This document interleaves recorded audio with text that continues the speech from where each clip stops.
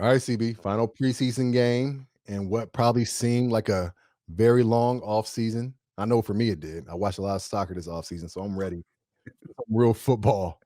I say American football because people will argue that real football is soccer, but I'm ready for some football to get going, ready for the season to start. But we got some things to settle and some guys that need to have big games this weekend in order to make the 53-man roster.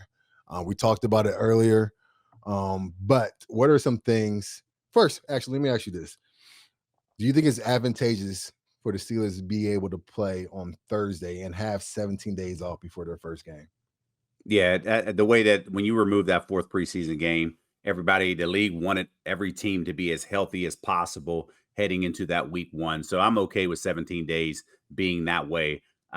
So this is something that you can see the way that the schedules are, and I'm okay with it. Yeah, I'm fine with it. Yeah. What's odd though is that we have guys that may not play at all this preseason. It looks that way. In the past, the third preseason game used to be the dress rehearsal. Most starters would play at least a quarter, sometimes a half. Things have changed, obviously, with one less preseason game, and we have an older team. We have some guys that are older at certain key positions, so it's probably likely we won't see Aaron Rodgers at this point. Do you think that it's important for him to play in this last preseason game, or do you think it could affect the start of the season if he doesn't get out there and play with his starting offensive line? Yeah, there's 0% chance that he plays in this game here. I would love to see him at least in there just for a series, meaning get in and out of the huddle, the guys that you are playing with, understanding just your tempo, getting to the line of scrimmage in one of those 2 preseason games. That didn't happen, but again, the way that he's been practicing, conversations between Mike Tomlin and Aaron Rodgers, those guys, they obviously hash it out to and feel comfortable enough that he doesn't have to take a particular rep. So again, this is a game that's not important to him, but that means they're really going to ramp it up, even though we talked about the 17 days. But again, he's going to have to ramp it up to get ready for that week 1 because he's going to have to see, not much he hasn't seen defensively. But again, this is a new team for him. So just getting to learn who he's playing with. Wha This last preseason game, you by now, I think the team probably has a good idea who's gonna make the team, but some minds can be changed. There are some guys on the bubble. I'll start with one, I think, and I alluded to it earlier on the offensive line, Stephen Jones.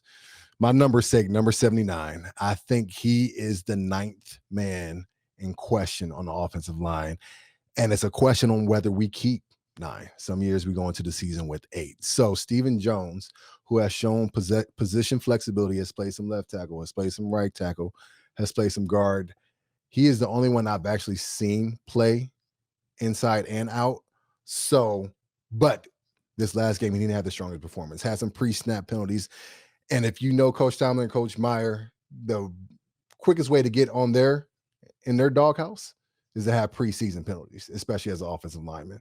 So I'm looking for 79 to have a big game. This might be his future with the Pittsburgh Steelers on the line. Um, are there any guys that you're looking at in that same light?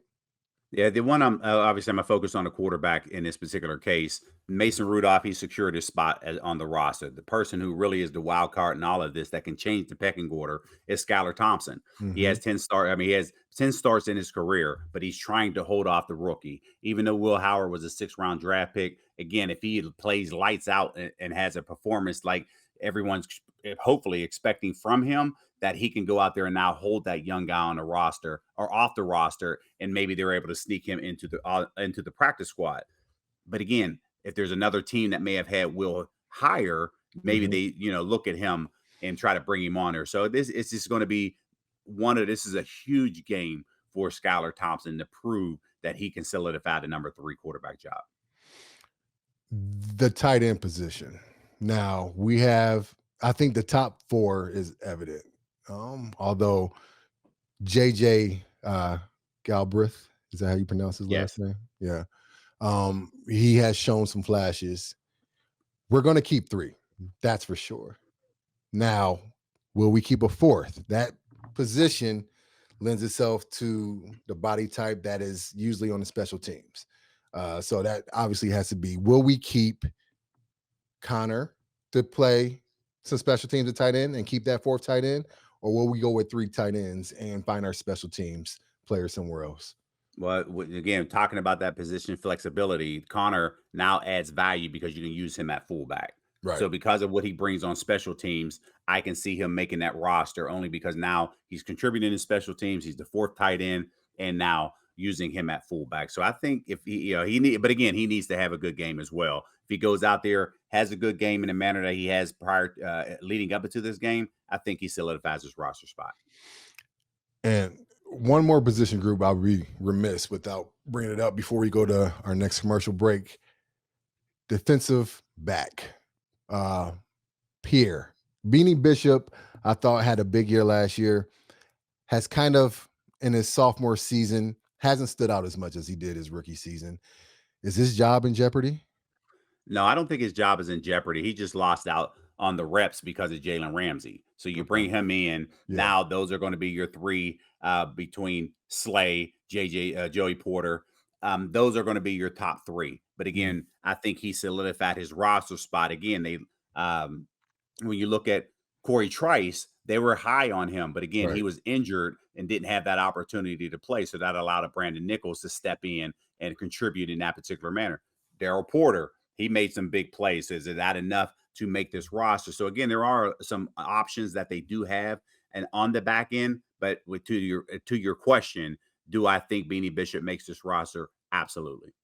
Okay, good. I think that secondary is going to be the key, like so many other things, to having a staunch defense. I know Coach Tomlin has been uncharacteristically praising this defense about its potential, and then he sees greatness, and that's exciting to hear from this side of things as a fan. To When you hear say how dominant, greatness, he used historical. yeah, That that's was Mike true. Tomlin's word, historical. So Not he's great, but expecting big things. historical. So for Yes. him to be that adamant about it this soon, this early, I mean, that bodes well for our defense because this man knows defense and he's been around historical defenses, so he knows what it looks like.